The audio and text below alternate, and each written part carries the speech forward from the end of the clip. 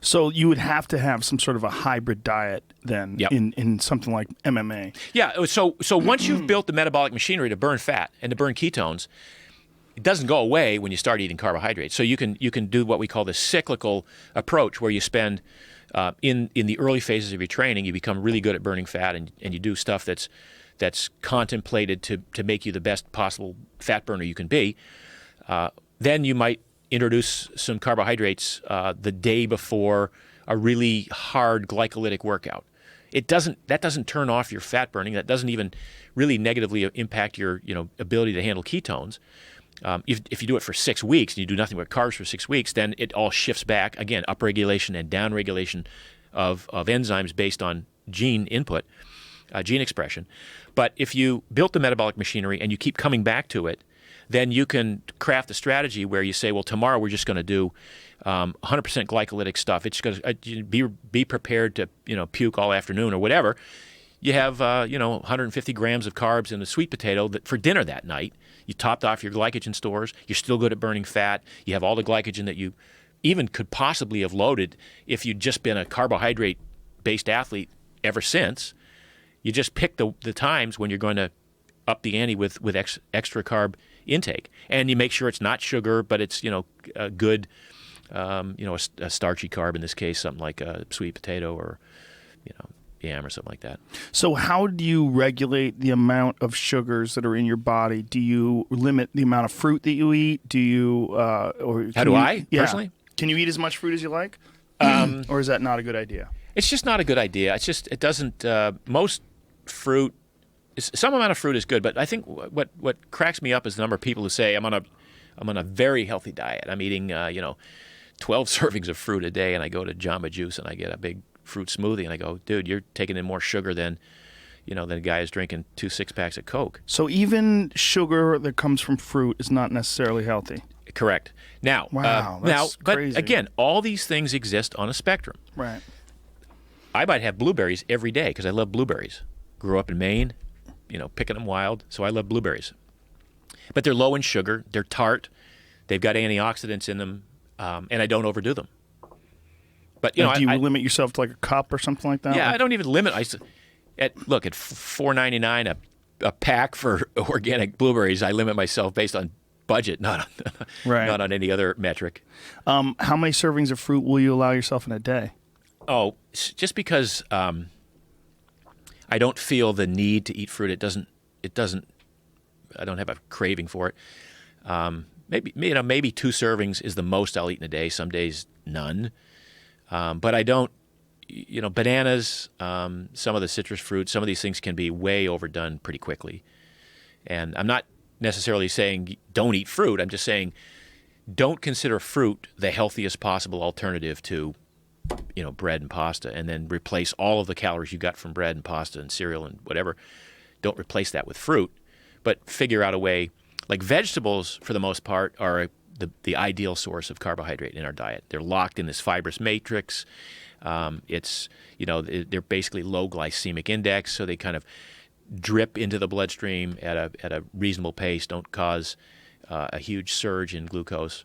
So celery with coconut butter would be a much healthier alternative than a banana. No, it's not. Not healthier is the wrong term. Right. I mean, we're making choices here based on what we're trying to accomplish. Right. No good or bad, no right or wrong. But in a perfect world, celery with coconut butter is a great choice, and a banana at the right time is maybe a better choice. Like post-workout, a banana's a good choice, yeah, right? I mean, it depends on who you are. If I fast after the workout too, because it's kind of interesting. There's so much of these little nuanced science bits that you pick up, and I've been in the supplement business for 30 years, designing supplements for other companies. And one of the supplements I made a bunch of years ago for a very large company today was a post-workout drink. And everybody loved it, and everybody thought it was the greatest thing they'd ever tasted. And it had, it had carbohydrates in it, it had some protein, it had some creatine, and it was a great drink. But the purpose of the drink was to recover from the hard workout you did today, so you could do the bitch again tomorrow. And that's not how I train anymore. So I don't do 2 hard days in a row. So for that particular purpose, if you're going to train hard every day and you want to replace glycogen, then that's a strategy and that's a choice. If you say, well, we're going to do some hard glycolytic work today, we're going to, for whatever reason, going to do some hard glycolytic work tomorrow, then let's have a post-workout high-carb, relatively high-carb supplement, because there's this window in which the body manufactures glycogen, refills glycogen stores at a higher rate just post-workout. That was the whole reason for the post-workout meal. That's why people like to drink chocolate milk, right? Exactly. But if you are, so if you're going to go from day to day, then that's probably a good thing. Now, another strategy would be to go really, really hard today, do a deep leg day, and then fast. Well, what happens when you fast is you don't replenish the glycogen, but you preserve the pulse of growth hormone and testosterone that happens as a result of the leg day, which you would otherwise blunt by taking in a sugary drink. Whoa, okay. So again, these are, it's complex, and yet it's pretty cool. The science is pretty cool. So insulin has an effect on growth hormone and testosterone. It actually lowers it.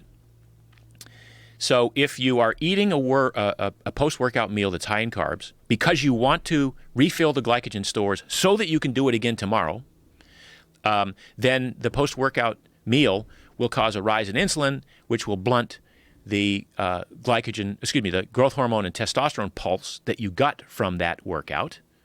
But you'll have glycogen stores slightly more ready for the hard workout again tomorrow. Now, what are you trying to accomplish here? What I'm saying is I'd rather just do the workout really hard, get all of the benefits, the growth benefits that I'm looking for, and not have to do it again tomorrow. I want to work as little as possible. If I'm going to do a leg day and puke, because of it today, I don't want to do it again tomorrow. I'm only working out to get the benefits. I'm not working out for the sake of working out. I'm not working out every single day because I just love to go to the gym, and some people do, by the way, and I'm not going to judge that. Mm-hmm. But if I'm working out to get the most amount of benefits I can from the work that I've chosen to do, and in this case, that includes my strategy post-workout. That make sense? It does, but it's fascinating because I've never heard that before. There's a catch-22. So refueling the glycogen levels actually deplenishes, it depletes. Blunts is the best word? Yeah. Deplenishes? That's not even a word. I like it. You make it up. Let's trademark it right now. Deplenishes. I just said it like it was real, too. But I've never heard that before. So there's got to be a catch-22 in there then. It seems like... So is there a negative effect of having those hard workouts more than one day in a row? And would you be better off and would you gain more if you went the way you're doing it by not replenishing? I'm saying you do. Wow. Now, it's... Even for an elite athlete that's competing in a sport, like, say, mixed martial arts or something along those lines? It depends on what the game plan is for the week and what the game plan is to get you into the ring or to get you to the starting line. Mm-hmm. And in this case, if we say, you're doing, let's just use a leg day again, you're doing hard legs, you don't want to do it again tomorrow. So there's no need to take the post-workout drink, because here's what else, the other thing that happens is if you wait a couple of hours, maybe you have in an hour or two, you have a meal, but it's not even a high-carb meal. It's just a regular meal. It's not high-carb. It's not contemplated to increase glycogen stores. But within that meal and within the next meal and within the next meal, your body will it'll replenish glycogen. Eventually, it wants to do that. You're not preventing it from replenishing glycogen. So there's no immediate urgency to do it with a post-workout drink if the meals planned for the rest of the day or the next morning have some amount of carbohydrate, some of which will go to replenishing glycogen. So you might wind up, instead of having restored 275 grams of glycogen, you've restored 230. Big deal.